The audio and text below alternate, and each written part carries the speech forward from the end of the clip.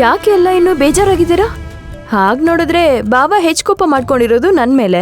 ನಾನ್ ಬೇಜಾರಾಗ್ಬೇಕು, ನೀವ್ಯಾಕೆ ಬೇಜಾರ್ ಮಾಡ್ಕೊಂಡಿದ್ದೀರಾ?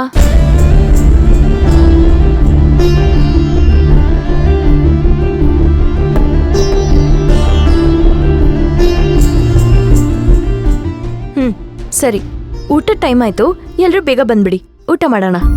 ಮಾವ, ಅತ್ತೆ ಬನ್ನಿ. ನಾನು ಆಗ್ಲಿಂದ ಊಟಕ್ಕೆ ಬನ್ನಿ ಅಂತ ಹೇಳ್ತಾನೆ ಇದ್ದೀನಿ, ಆದ್ರೆ ಯಾರಿಗೂ ಊಟ ಬೇಡ ಅಂತ ಹೇಳ್ತಿದ್ದಾರೆ. ಏನು, ಊಟ ಬೇಡ್ವಾ? ಯಾಕೆ?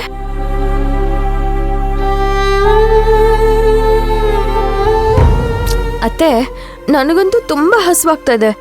ನೀವು ಊಟ ಮಾಡಲ್ಲ ಅಂದ್ರೆ ನಾನು ಊಟ ಮಾಡಲ್ಲ. ನಿಮ್ಮನೆ ಸೊಸೆ ಹಸ್ಕೊಂಡಿರೋದು ನಿಮ್ಗೋಕೆನಾ? ಇಲ್ಲಮ್ಮ, ಆ ಥರ ಅಲ್ಲ. ಮತ್ತೆ ಊಟಕ್ಕೆ ಬನ್ನಿ.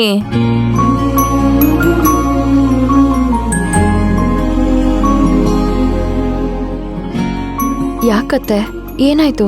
ನಮ್ ಕೋತಣ್ಣನ್ ಬಿಟ್ಟು ನಂಗೆ ಊಟ ಮಾಡಕ್ ಮನ್ಸಾಗ್ತಿಲ್ಲಮ್ಮ. ಅಯ್ಯೋ, ಅಷ್ಟೇನಾ? ನಾನು ಹೋಗಿ ಬಾವನ್ ಕರ್ಕೊಂಡ್ ಬರ್ತೀನಿ. ಬೇಡಮ್ಮ ವಂಶಿ, ಅವನ್ ಬರೋದಿಲ್ಲ. ಯಾಕೆ ಬರಲ್ಲ?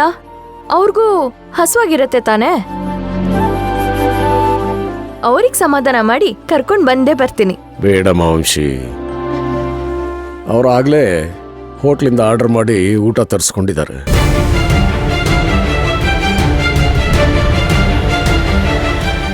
ಇಲ್ಲಿ ನೋಡಿದ್ರೆ ಎಲ್ರೂ ಉಪವಾಸ ಮಾಡ್ತಾ ಇದ್ದಾರೆ. ಏನು, ಊಟ ಆರ್ಡರ್ ಮಾಡಿ ಹೋಟೆಲಿಂದ ತರಿಸ್ಕೊಂಡಿದಾರ?